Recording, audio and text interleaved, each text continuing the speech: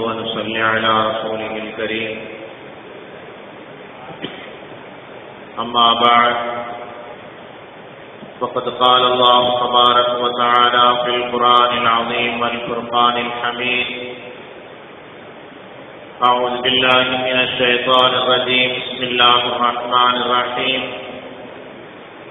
إن عدة الشهور عند الله 12 شهرا في كتاب الله يوم خلق السماوات والأرض منها 4 حرم صدق الله العلي العظيم.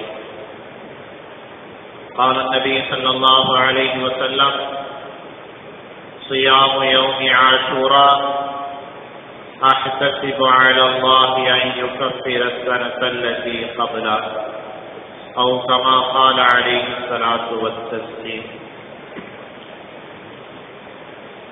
அளவற்ற அருளாளனும் நிகரற்ற அன்புடையவனுமாகிய எல்லாம் வல்ல அல்லாஹ்வின் திருப்பெயரால் துவங்குவோமாக.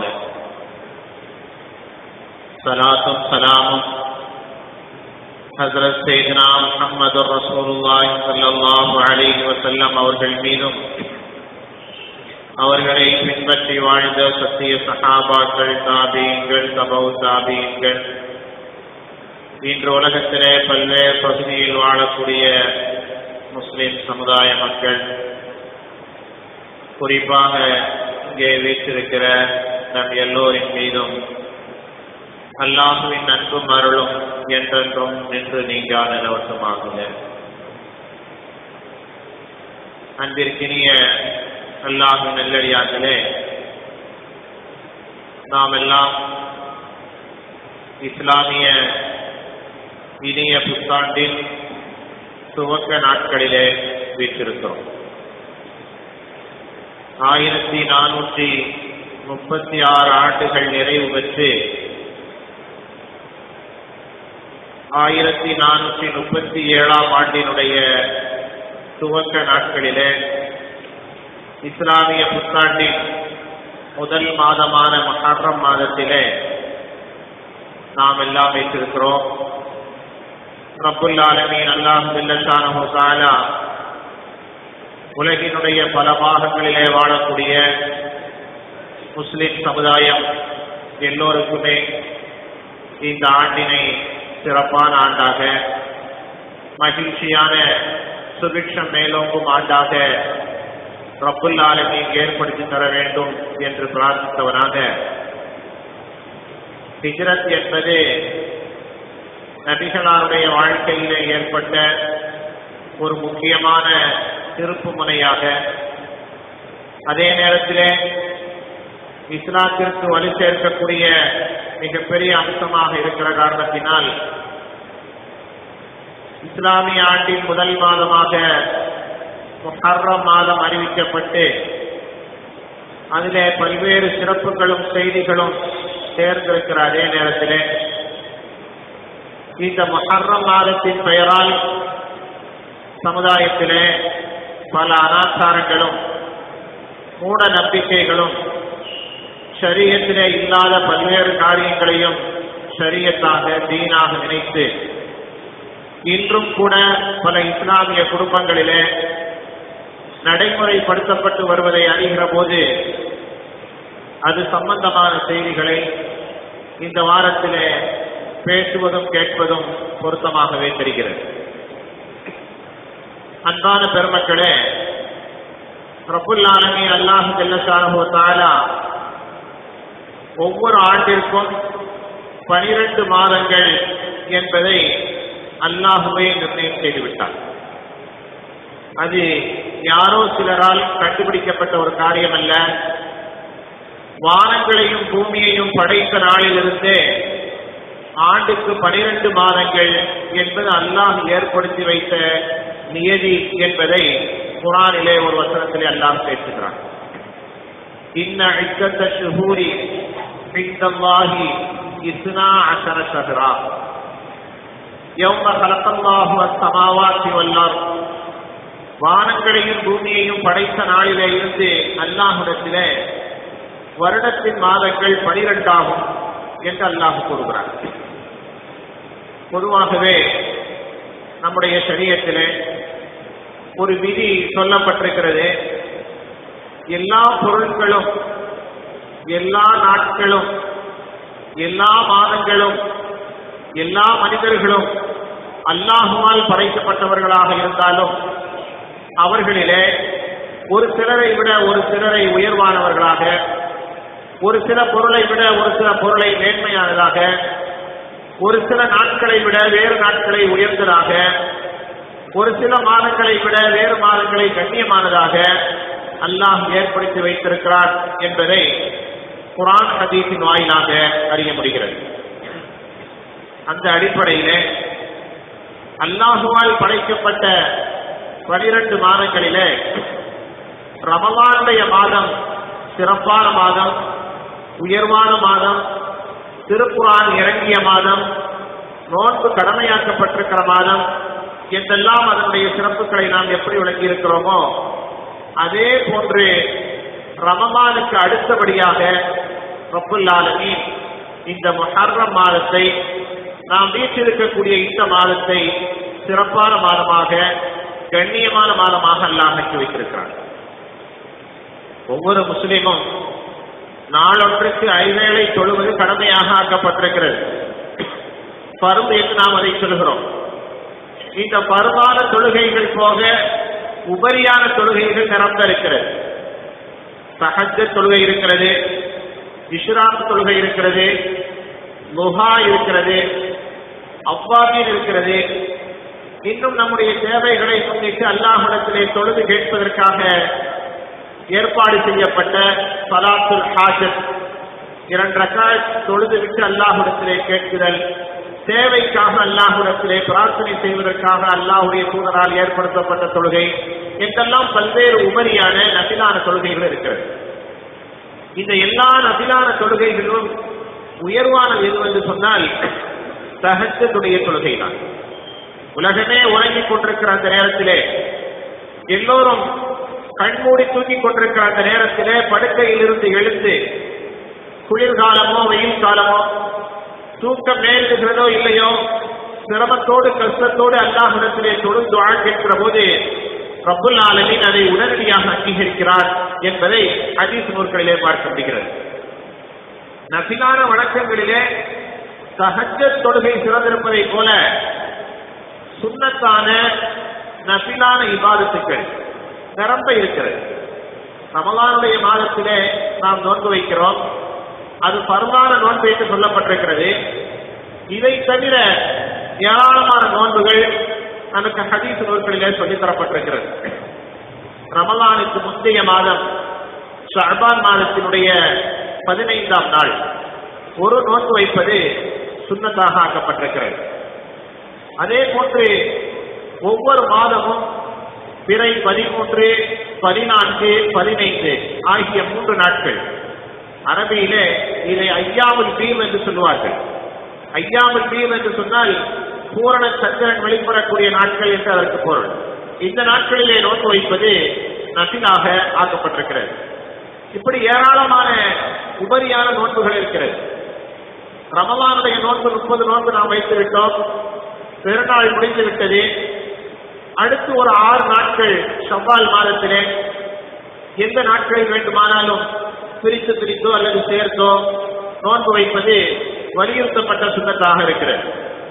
இப்படி ரமலான் தவிர ஏராளமான நோன்புகள் இருந்தாலும் அதிலே மிக உயர்வான இடத்தை பெறுவது இந்த முஹர்ரம் மாதத்திலே பிறை 9, 10 அல்லது 10, 11 ஆகிய 2 நாட்கள் நோன்பு வைப்பது உயர்வான சுன்னத்தாக இருக்கிறது.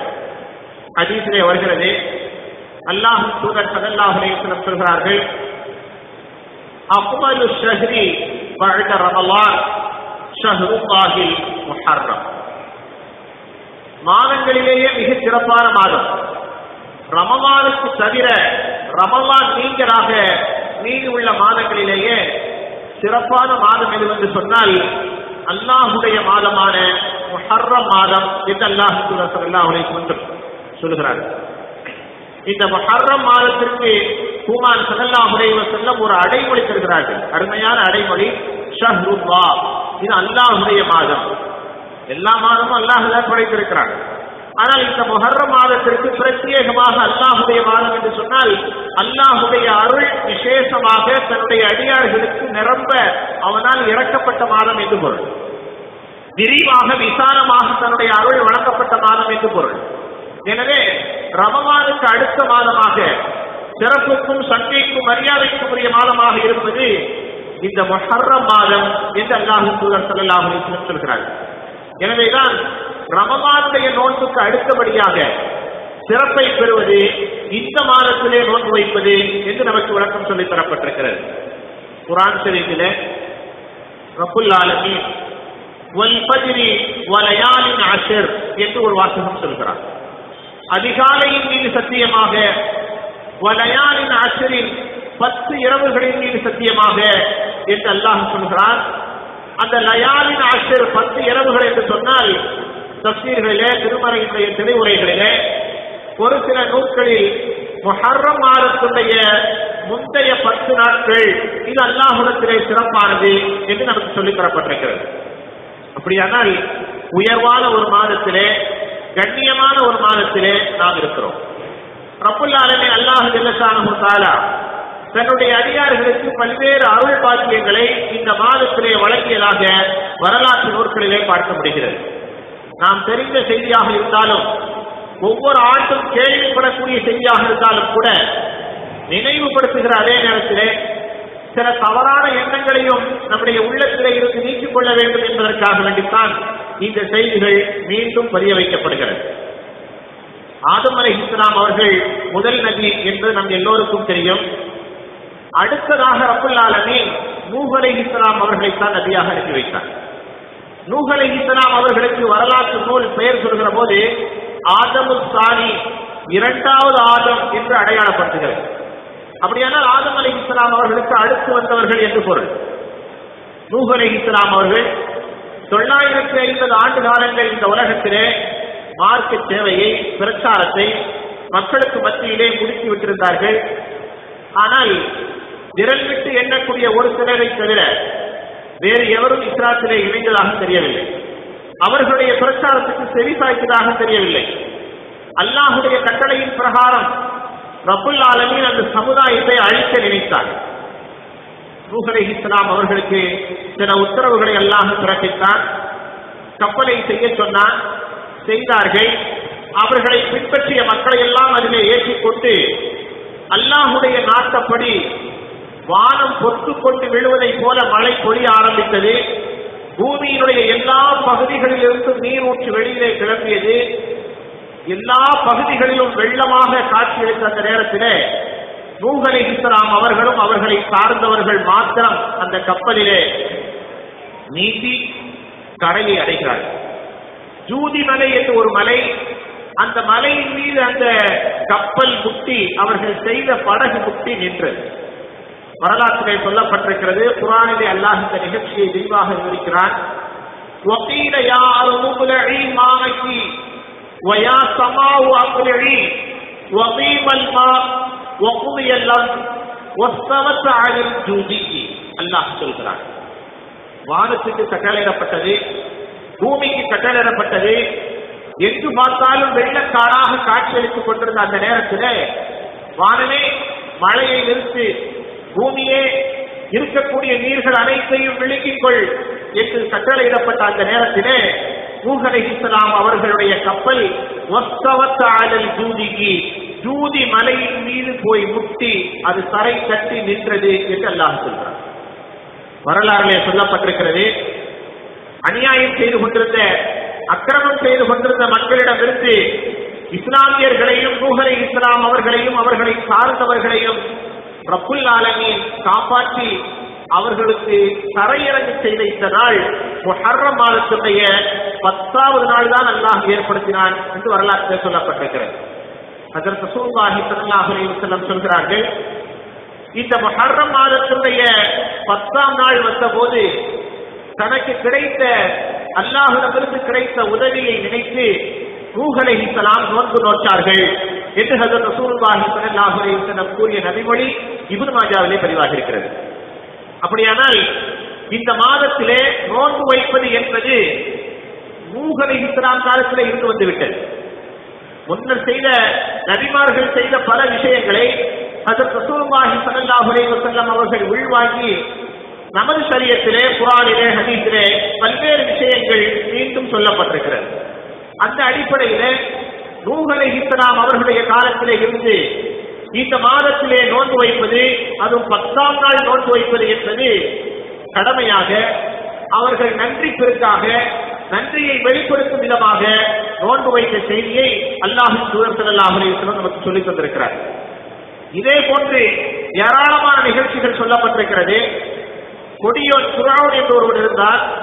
மூசா அலைஹிஸ்ஸலாம் அவருடைய காலத்தில் மூசா அலைஹிஸ்ஸலாம் அவர்களுக்கும் அவர்களை சார்ந்தவர்களுக்கும் கடுமையான தொல்லை கொடுத்தார். ஃபிரௌனுடைய பிடியிலிருந்து மூசா அலைஹிஸ்ஸலாம் அவர்களை அல்லாஹ் பாதுகாத்தது இந்த மாதத்திலே தான், இந்த முஹர்ரம் மாதத்திலே தான். இதனுடைய வெளிப்பாடாக மூசா அலைஹிஸ்ஸலாம் அவர்கள் இறைவனுக்கு நன்றி செலுத்தும் விதமாக அந்த நாளிலே நோன்பு வைத்திருக்கிறார்கள். அது மட்டுமல்ல, ஹதீஸிலே இப்படி வருகிறது, ஹஜ்ரத் ரசூலுல்லாஹி ஸல்லல்லாஹு அலைஹி வஸல்லம் அவர்கள் மக்காவிலே இருந்து மதீனாவிற்கு ஹிஜ்ரத் செய்து வருகிறார்கள். மதீனாவிலே இருந்த யூதர்கள் எல்லாம் நோன்பு வைத்திருக்கிறார்கள். யூத சமூகத்தை பற்றி நமக்கு தெரியும். மூசா அலைஹிஸ்ஸலாம் அவர்களுக்கு வழங்கப்பட்ட தௌராத்தை பின்பற்றிக் கொண்டு மூசா அலைஹிஸ்ஸலாம் அவர்களை நம்பி வாழ்ந்து கொண்டிருந்த சமூகம். கிறிஸ்தவர்கள், நசாரா என்று சொல்லப்படக்கூடியவர்கள் ஈசா அலைஹிஸ்ஸலாம் அவர்களை ஏற்றுக்கொண்டு அவர்களுக்கு வழங்கப்பட்ட இன்ஜீலை ஏற்றுக்கொண்டிருந்த சமூகம். அவர்களுக்கு மத்தியிலே சில மாறுபாடுகள் வேதங்களிலே ஏற்படுத்திவிட்ட காரணத்தினால், நபி ஸல்லல்லாஹு அலைஹி வஸல்லம் அவர்கள் வந்தபோது அவர்களை புறக்கணித்து விட்ட காரணத்தினால் இந்த ரெண்டு சமூகமும் பின்தள்ளப்பட்ட சமூகமாக, அல்லாஹுவால் ஒப்புக்கொள்ளப்பட்ட சமுதாயமாக இல்லாமல் ஆக்கப்பட்டு விட்டது. நபி அவர்கள் மதீனாவிற்கு வருகிறார்கள். மதீனாவிலே இருந்த யூத சமூகம் நோன்பு வைத்திருந்தார்கள். நபி ஸல்லல்லாஹு அலைஹி வஸல்லம் விசாரிக்கிறார்கள், என்ன இது நீங்கள் நோன்பு வைத்திருக்கிறீர்களே, என்ன காரணம் என்று கேட்டார்கள். அப்போது அந்த சமுதாயத்து மக்கள் சொன்னார்கள், இந்த மாதத்திலே தான், இன்றைய தினத்திலே தான், முஹர்ரம் மாதத்துடைய இந்த 10ஆம் நாளிலே தான் எங்கள் நபி மூசா அலைஹிஸ்ஸலாம் அவர்களுக்கு கொடியோன் ஃபிரௌனிடமிருந்து அல்லாஹ் பாதுகாப்பை வழங்கினான். எனவே அதை நினைத்து நாங்கள் நோன்பு வைத்திருக்கிறோம் என்று அந்த யூத சமூகம் சொன்னார்கள். ஹஜ்ரத் ரசூலுல்லாஹி ஸல்லல்லாஹு அலைஹி வஸல்லம் அதை கேட்டுவிட்டு, அப்படியானால் மூசா அலைஹிஸ்ஸலாம் அவர்களுக்கு கிடைத்த நிஅமத்தை, அருள் பாக்கியத்தை நினைத்து பார்ப்பதிலே உங்களை விட எங்களுக்கு கூடுதல் அக்கறை இருக்கிறது என்று கூறிய பெருமான் ஸல்லல்லாஹு அலைஹி வஸல்லம் சஹாபாக்களை நோக்கி சொன்னார்கள், நீங்களும் இன்றைய தினம் நோன்பு வைத்துக் கொள்ளுங்கள் என்று அல்லாஹ்வின் தூதர் ஸல்லல்லாஹு அலைஹி வஸல்லம் சொன்னார்கள். வரலாறுல ஒரு சின்ன தெளிவு இந்த இடத்தில் எழுதப்பட்டிருக்கிறது. நபி அவர்கள் மக்காவிலிருந்து மதீனாவுக்கு வருகிறார்கள். யூத சமூகம் அங்கே நிறைந்து மதீனாவினுடைய புறநகர் பகுதியிலே வாழ்ந்து கொண்டிருந்த நேரம், புதுசா ஒரு இடத்துக்கு வர்றோம், புதுசா ஒரு ஊருக்கு போறோம், புதுசா ஒரு மக்கள்கிட்ட பழகிறோம். அந்த நேரத்தில் நாம் எப்படி நடந்து கொள்ள வேண்டும் என்ற வாழ்க்கை தந்திரத்தை, யுக்தியை அல்லாஹ் தூதர் ஸல்லல்லாஹு அலைஹி வஸல்லம் சொல்லியிருக்கிறார். ஒரு இடத்துக்கு போறப்போ நான் சத்தியத்தை சொல்றேன், உண்மையை சொல்றேன் அப்படின்னு எதையாவது சொல்லி மாட்டிக்க கூடாது. அல்லாஹ் தூதர் ஸல்லல்லாஹு அலைஹி வஸல்லம் பார்க்கிறார்கள், யூதர்கள் நிறைந்திருக்கிறார்கள். இப்பதான் நம்ம மக்காவுக்கு மதீனாவுக்கு வந்திருக்கிறோம்.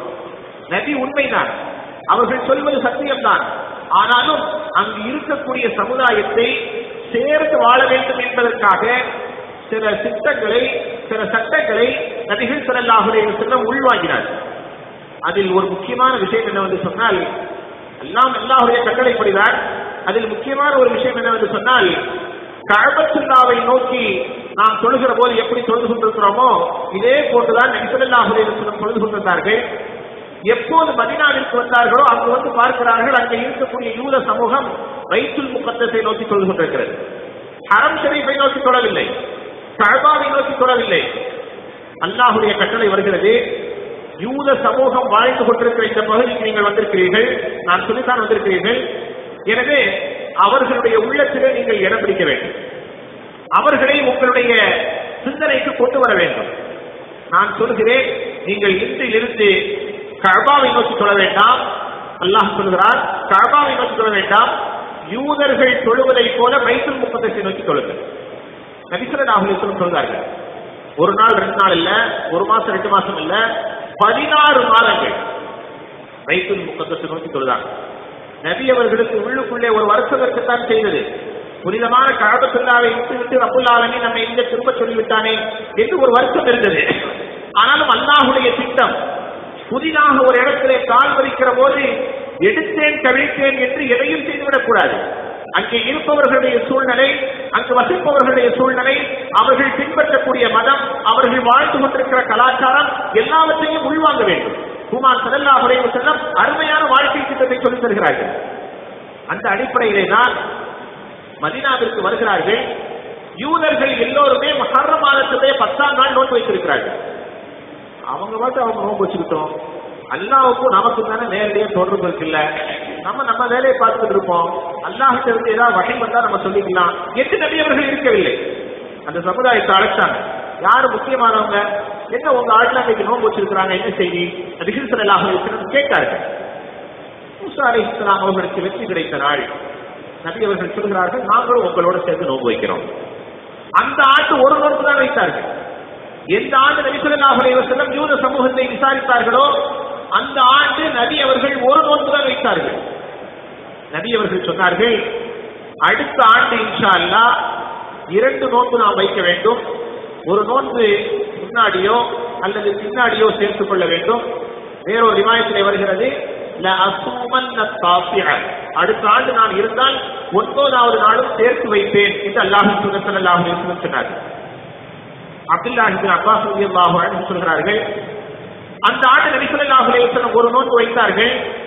அடுத்த ஆண்டு இருந்தால் நான் 9வது நாளும் வைப்பேன் என்றார்கள். ஆனால் அடுத்த ஆண்டு நபி ஸல்லல்லாஹு அலைஹி வஸல்லம் எங்களுக்கு மத்தியில் இருக்கவில்லை. நபிகள் ஸல்லல்லாஹு அலைஹி வஸல்லம் அவர்கள் வஃபாத் ஆகிவிட்டார்கள் என்ற செய்தியை அப்துல்லாஹ் இப்னு அப்பாஸ் ரலியல்லாஹு அன்ஹு அவர்கள் அறிவித்து தருகிறார்கள். இந்த முக்கியமான செய்தி நமக்கு எதை தருகிறது என்று சொன்னால், ஒரு இடத்திலே சென்று நாம் வாழ்கிற போது, வசிக்கிற போது அங்கு இருப்பவர்களுடைய சூழ்நிலையும் சில காலங்களிலே நாம் அனுசரித்து செல்ல வேண்டும் என்ற உயர்தரமான வாழ்க்கை திட்டத்தை, வாழ்க்கையில் நாம் அணுக வேண்டிய, எடுத்துக்கொள்ள வேண்டிய படிப்பினையை ஹஜ்ரத் ரசூலுல்லாஹி ஸல்லல்லாஹு அலைஹி வஸல்லம் போதிக்கிறார். ஹதீஸிலே வருகிறது, இந்த முஹர்ரம் மாதம் இருக்கிறதே உயர்வான மாதம். அல்லாஹ்வுடைய அன்பையும் அருளையும் அவனுடைய நெருக்கமான அடியார்களுக்கு பெற்றுத் தந்த நிறைவான மாதமாக இந்த முஹர்ரம் மாதம் இருக்கிறது.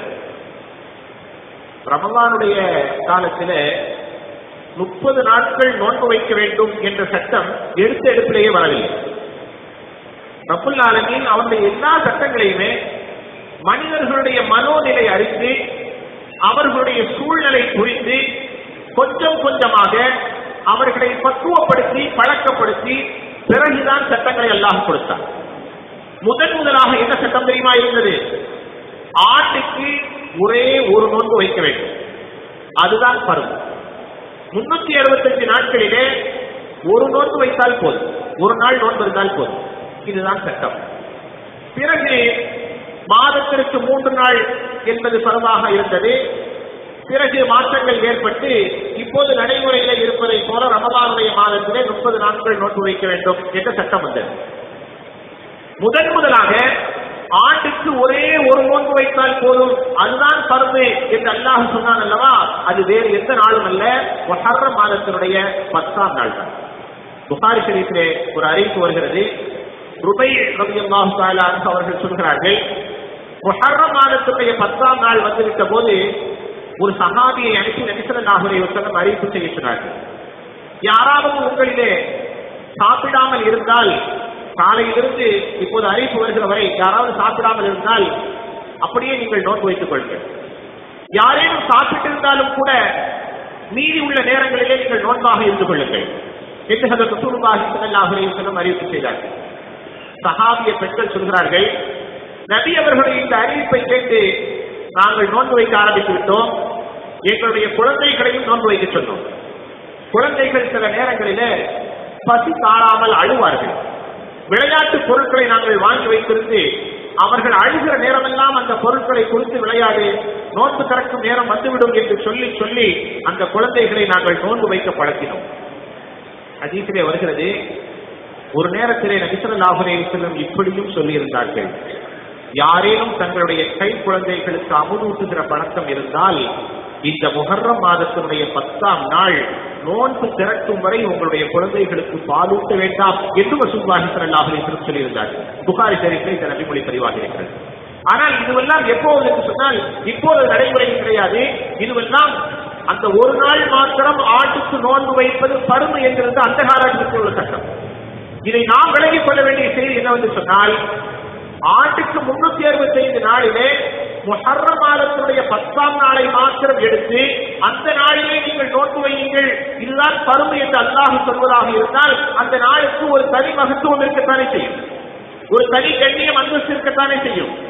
இப்போது பருமாவுடைய நாட்கள் மாற்றப்பட்டிருக்கிறது, இப்போது சுன்னத்தாக ஆக்கப்பட்டிருக்கிறது. ஆனாலும் அந்த மேன்மையும் கண்ணியத்தையும் ரப்புல் ஆலமீன் அந்த நாளிலே கொடுத்துக் கொண்டே இருக்கிறார்.